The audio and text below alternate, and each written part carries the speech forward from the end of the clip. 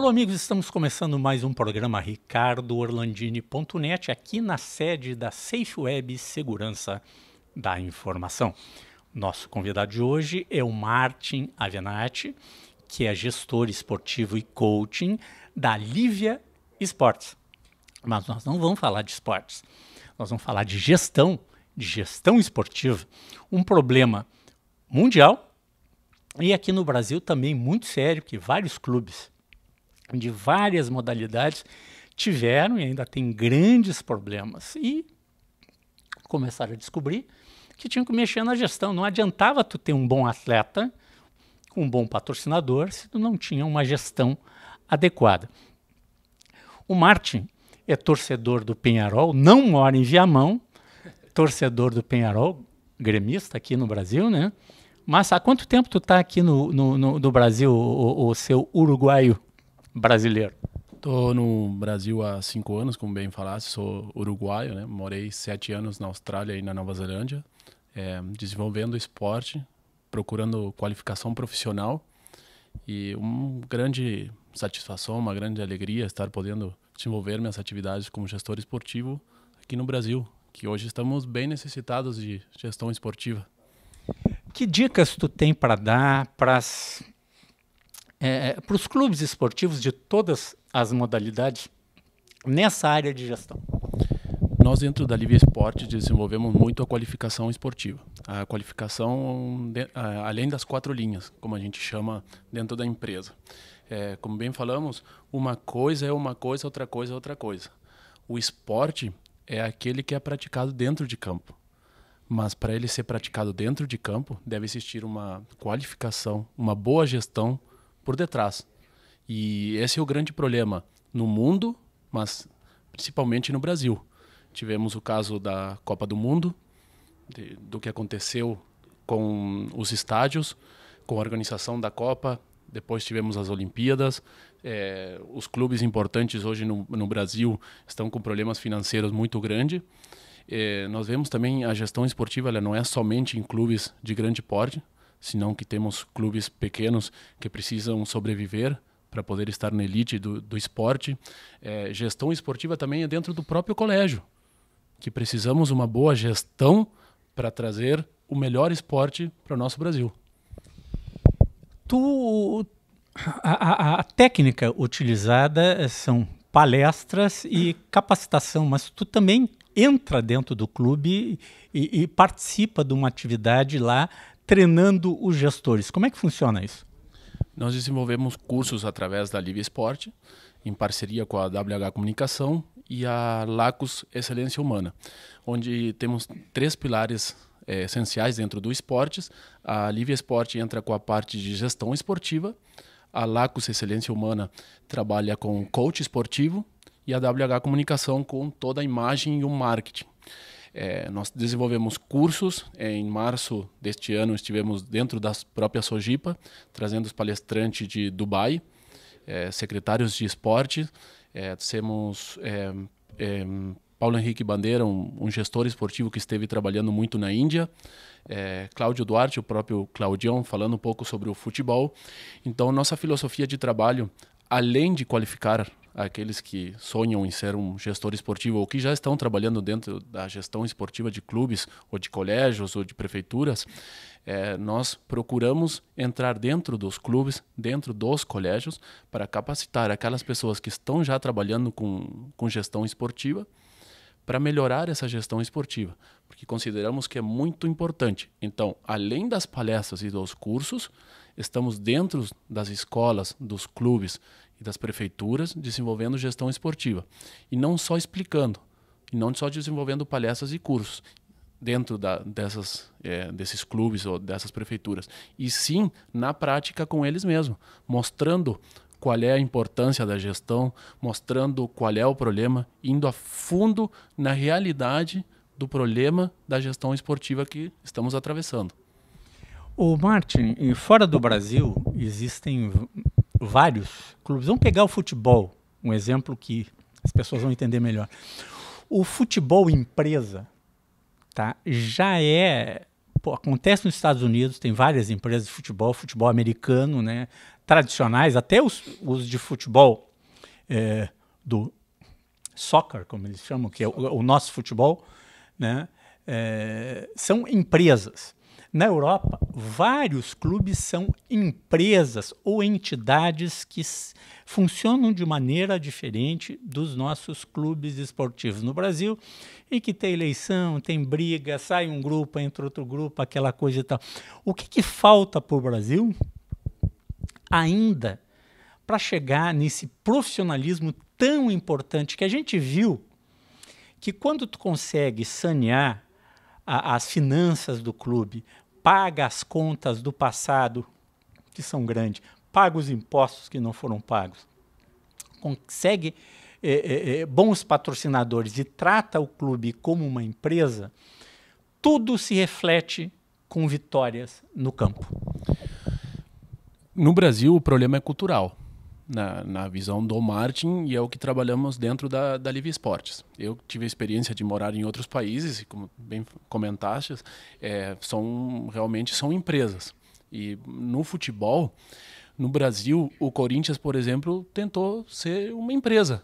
Teve em 2005 ou 2006, quando contrataram Carlos Tevez, por exemplo, mas não era para melhorar o clube, e sim por interesses financeiros.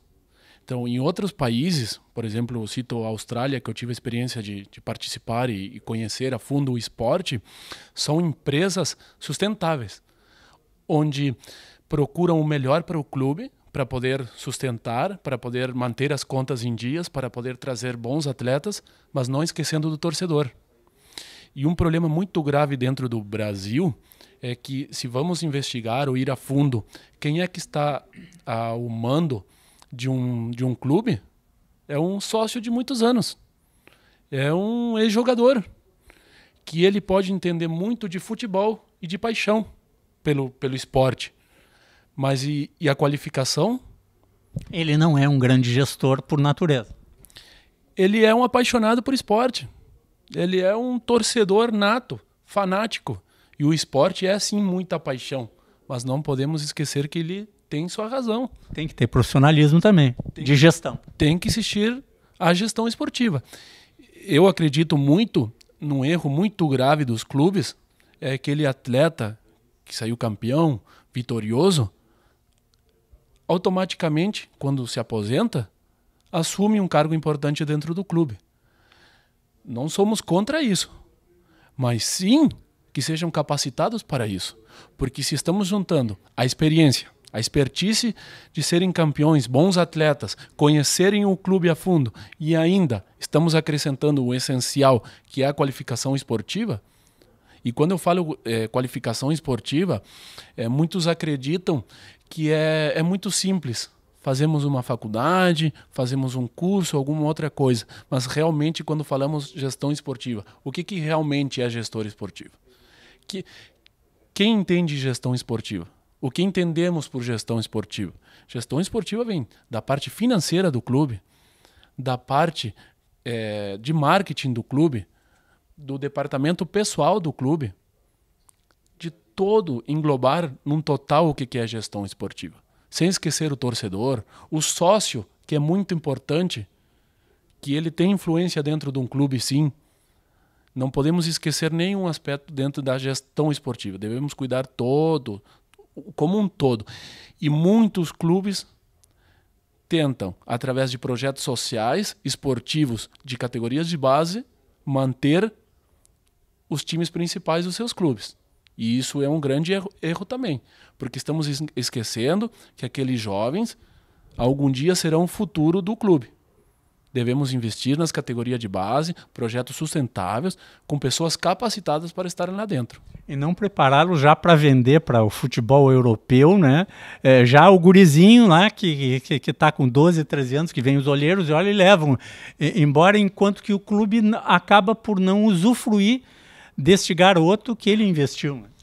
Eu gosto muito de colocar o exemplo, já porque quando eu falo de Uruguai transborda minha emoção, E eu coloco muito o exemplo dos projetos que estão sendo criados no Uruguai, na qual tenho muito orgulho de estar levando palestrantes brasileiros para o Uruguai e trazendo uruguaios para o Brasil, para mostrar um pouco como é que é trabalhado no Uruguai o esporte. Hoje em dia temos o caso da seleção uruguaia, né, que é o Tabares, o treinador da seleção.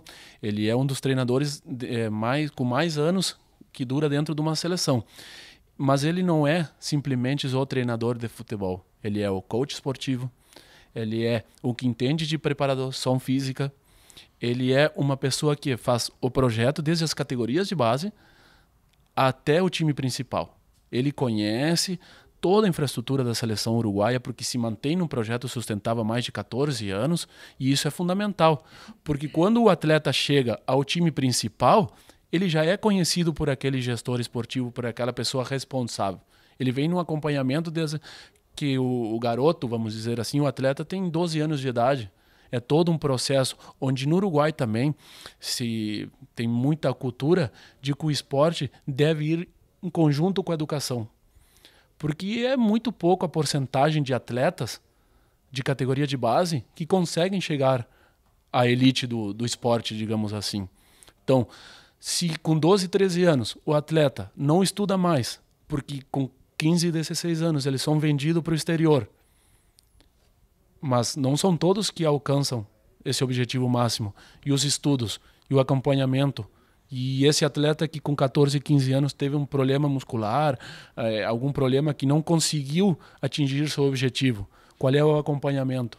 Porque aí vem onde está a gestão do clube, onde está o acompanhamento de um clube. Somos muito responsáveis pela sociedade que criamos hoje em dia dentro do esporte. Martin, quem quiser fazer contatos com a Lívia Esportes, qual é o endereço na internet, telefone?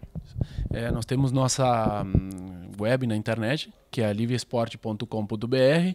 O Martin tem sua própria página dentro das redes sociais, dentro do Facebook, que é Martin Avenatti, gestor esportivo. E nossa página também no Facebook da Lívia Esportes, e o nosso número é 5199-204-9331. Obrigado, Martin. Nós vamos a um rápido intervalo e já voltamos. Estamos mais uma vez no restaurante Prince com o Carlos Steyer, proprietário do restaurante. Carlos, da onde veio a mostarda? A mostarda já foi, na verdade, feita pela minha sogra há muitos anos atrás, antes do urso branco. Ela já tinha provavelmente essa ideia, ela trouxe lá da Ucrânia, da Rússia, onde eles viviam. Lá ela deve ter conhecido isso e trouxe essa ideia para cá. Mas já desde o início, que eram outras casas que tiveram de meio-dia, comida de almoço. Então ali eles já vinham elaborando essa mostarda, que trouxeram para a noite, então. E Carlos, existem outras mostardas fortes no mercado, em outros restaurantes, mas a tua tem um segredo que tu não revela. Na verdade, o segredo eu não consigo entender direito o que ele é, mas é que o pó da mostarda a gente compra de um local onde ela é realmente mostarda, é um verdadeiro pó de mostarda, e depois o resto é o capricho no fazer, no preparar, e a essência que na verdade tem que importar, vem do exterior. Obrigado, Carlos. E para experimentar a mostarda e o resto do cardápio do Prince, é só de segunda a sábado na Dom Pedro II, 1469.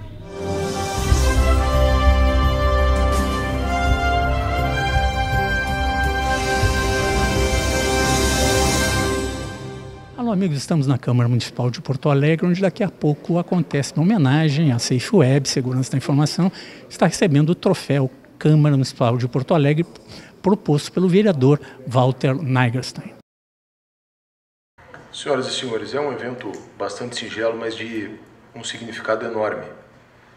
Significado tão grande quanto o próprio gesto da Safe Web em ter aberto, olhado para fora da própria empresa. Eu acho que isso é mais importante. A Safe Web é uma empresa que se desenvolve num setor estratégico para Porto Alegre. Eu que fui aqui secretário de Indústria e Comércio, sei da importância de nós estarmos nos incluindo na nova revolução que o mundo passa, que é a questão da revolução digital, das novas tecnologias, da inovação. Nós que fizemos com o prefeito uma visita ao Vale do Silício, o prefeito então Fortunati, há alguns anos, depois, 2 anos atrás, fomos a Barcelona para também ver um projeto de inovação urbanística, que era o Arroba 22, e visitar as inovações tecnológicas lá da Espanha. Nos apercebemos da importância dessa revolução que o mundo passa, da terceira revolução industrial e agora do início da quarta revolução industrial. Eu que tenho 2 meninas em casa que são da geração Z, e da geração Y e da geração Z, né? E a gente vê isso que tem acontecido no mundo. E o quão importante é que a nossa cidade esteja dentro desse processo, inserida e ponteando esse desenvolvimento e competindo com as outras cidades e com as outras capitais brasileiras nesse contexto. E aí nos apercebemos da importância da SafeWeb nisso e daquilo que ela representa para Porto Alegre. Mas não fosse só isso, e não fosse só o fato dela, no seu core business, naquilo que ela faz, ela ser uma empresa de excelência e ser uma das maiores do nosso país, e em 20 anos ter crescido o que cresceu e representar o que representa, para a empresa isso não era suficiente. E isso vem muito ao encontro daquilo que eu, como político, também defendo na visão de sociedade.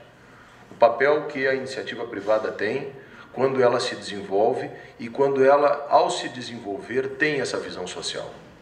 Isso nós vemos nos países desenvolvidos. Em algumas vertentes, em alguns setores políticos, parece que não conseguem enxergar, Orlandini, esse papel. E nós que temos a capacidade de olhar sem preconceito, mas muito mais do que isso, fazendo aquilo que o Roberto Campos, senador, embaixador, deputado que foi, dizia, a função do Estado é uma função ecológica. Ele precisa criar o meio ambiente adequado para que as pessoas, as empresas possam se desenvolver e cumprir o seu trabalho. A SafeWeb faz, e faz com excelência e nos reforça esse exemplo. E nos dá um alento exatamente para nós que defendemos esse tipo de visão. É de uma empresa que sai do seu negócio e que se preocupa com a sociedade, se preocupa com o meio ambiente, se preocupa com a educação. Não precisaria estar fazendo necessariamente, mas ela reconhece o seu papel dentro da sociedade e executa esse papel. E quando a empresa faz isso, nós também devemos, no sentido contrário, fazer esse reconhecimento. E é por isso que nós estamos aqui. De acordo com o regimento interno da Câmara, no artigo 134-A e da Resolução 2038 de 2007, o vereador pode, ao longo do seu mandato, conceder somente um desses troféus. Ele concede um desses troféus a cada 4 anos, e cada vereador pode conceder um. Portanto, é a maior distinção que um parlamentar pode conceder a uma iniciativa, a uma pessoa ou a uma empresa, por que não? E eu dizia ao Orlandini há pouco que no meu primeiro mandato concedi um a uma iniciativa que considerava fundamental para Porto Alegre, que é o diálogo interreligioso. No meu segundo mandato, até por força de ter sido secretário da Indústria e Comércio depois do urbanismo e ter tido dois interstícios aqui na Câmara, acabei por não conceder, até porque considero também uma iniciativa que tem que ser muito valorizada nesse sentido. E agora, neste ano, no ano passado, eu como secretário de urbanismo, junto com o secretário Kogo, nós participamos de algumas reuniões no momento do licenciamento da iniciativa, do empreendimento, junto com o DEP.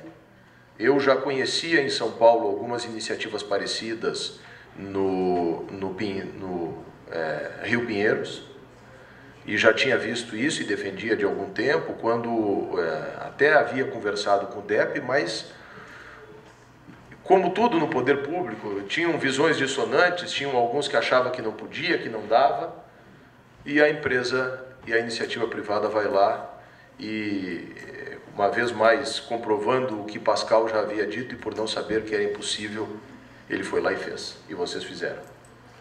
E o bem que vocês têm causado ao meio ambiente e o bem que vocês têm causado a Porto Alegre é imensurável.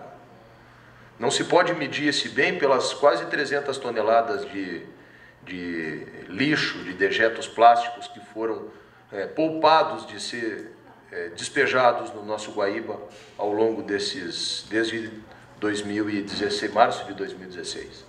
Não se pode medir pela tonelagem que foi. Eu acho que é muito mais do que isso. Não se pode medir pelo que se poupou a Lagoa dos Patos. Não se pode medir, enfim, por tudo que está sendo feito pelas futuras gerações. Vai muito além. Vai no gesto, vai na disposição, vai no desprendimento de ter retirado o recurso da sua empresa, do seu reinvestimento, quiçá, para dar gratuitamente, graciosamente, para uma cidade, para 1,5 milhão, não é para 1,5 milhão de habitantes, na verdade, né? Porque não é só para Porto Alegre. Os senhores estão contribuindo com o Rio Grande do Sul, mas também não é só com o Rio Grande do Sul, não é só com a Lagoa dos Patos.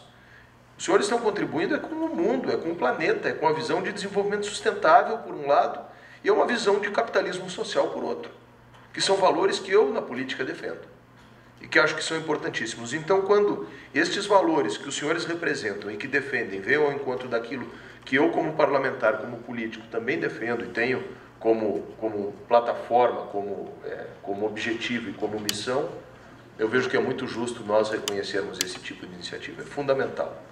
Até para que outros empresários, outras empresas se espelhem também neste exemplo de desprendimento e que possam contribuir. Muitos já contribuem. Muitos dizem, mas no Brasil nós já pagamos uma carga tributária, e é verdade, é absurda. Nós trabalhamos do dia 1º de janeiro até o dia 20 de maio para pagar essa carga tributária, é verdade. Nós pagamos uma carga trabalhista, o custo Brasil, absurdo também. E já é muito difícil empreender no nosso país, tudo isso é verdade. E não obstante todas essas dificuldades, todas essas vicissitudes que todo e qualquer empresário brasileiro, empreendedor brasileiro, de qualquer área, seja da área da comunicação, seja da área da informática, passa, vocês tiveram a grandeza, a generosidade de ir além das fronteiras e dos limites físicos do empreendimento, da empresa de vocês, para fazer este bem que vocês têm feito. Alô, amigos, mais uma vez está conosco Luiz Carlos Zancanella Júnior, que é vice-presidente da SafeWeb e presidente do Instituto SafeWeb, que há pouco tempo nós tivemos o lançamento do Instituto, que é tão importante para a área de preservação ambiental, de águas, o trabalho em Porto Alegre da barragem aqui, ecológica, que limpa um pouco do arroio dilúvio, né? E agora está recebendo um troféu Câmara Municipal de Porto Alegre, né, uma homenagem do vereador Walter Nagerstein. E qual é a importância disso, Júnior, para a SafeWeb? A importância disso, Orlandini, obrigado pela oportunidade, é que mais para mim, pessoalmente, do que para a empresa, né? Foi uma ideia minha pessoal, eu tive a ideia de fazer a Ecobarreira, levei isso até a empresa abraçou a ideia e no início era só uma ideia que a gente tinha para ajudar a cidade. A gente tem a visão de que todo mundo que está inserido numa sociedade tem o dever de ajudar aquela sociedade de alguma forma.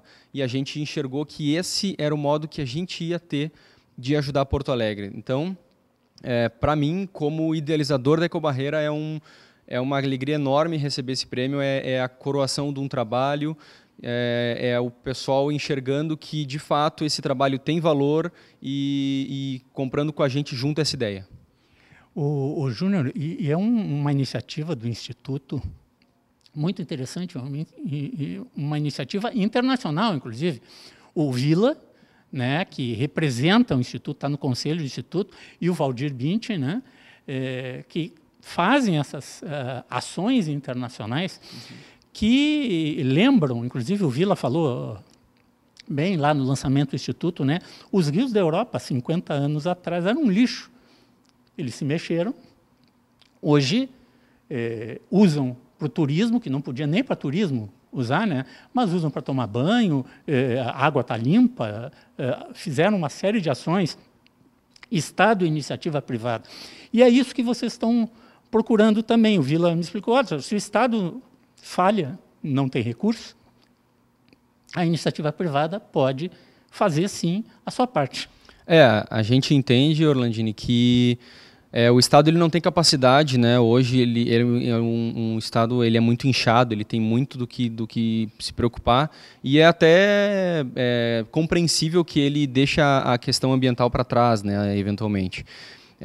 Lá na Europa ocorreu, lá em Londres eles tiveram que fechar o parlamento por conta do odor do rio lá, né? E então a gente não quer que isso aconteça aqui em Porto Alegre. A gente sabe que a situação aqui é crítica, é bastante ruim. Mas a gente tem que trabalhar junto, buscar o apoio do privado, ajudar o público, porque todo mundo vive na mesma sociedade. Ficar esperando que o governo, eu não vou fazer porque é responsabilidade do governo, isso não é... eu não enxergo isso como alguém que se preocupa de fato com a sociedade em si, né? Só quer saber do seu umbigo e o governo que pague e eu tô aqui na minha reclamando e não fazendo nada. Então a gente resolveu fazer alguma coisa, tomar uma ação para ajudar o poder público, para ajudar a sociedade na qual a gente está inserido, ajudar o porto-alegrense em si, né? Que tem as tardes de domingo lá na beira do arroio do Guaíba, tomando chimarrão, né? A gente quer fazer tardes melhores para o porto-alegrense lá no Rio Guaíba. Quando baixou a água, agora a questão de um mês atrás, né, apareceu toda aquela sujeira que ali na ecobarreira já está ficando. Né? Ali eles retiraram, se não me engano, foram 34 toneladas ali, o DMLU pegou quando teve aquela baixada de nível.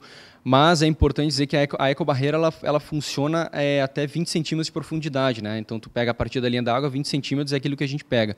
Ainda tem muita coisa que passa por baixo, né? Se tu imagina que a gente pegou 275 toneladas em 1 ano e meio, em 20 centímetros, imagina o que não passa por baixo, né? Então, a gente vê essa baixada que deu no Guaíba, deu para ter a exata noção do problema. Como diz o vereador Moisés, ele diz que o Arroio Dilúvio é uma ferida aberta na cara do porto-alegrense, eu concordo muito com ele, e isso ficou muito evidente nesse evento da diminuição do nível do Guaíba. Obrigado, Júnior. Parabéns para a SafeWeb e nós voltamos numa próxima oportunidade.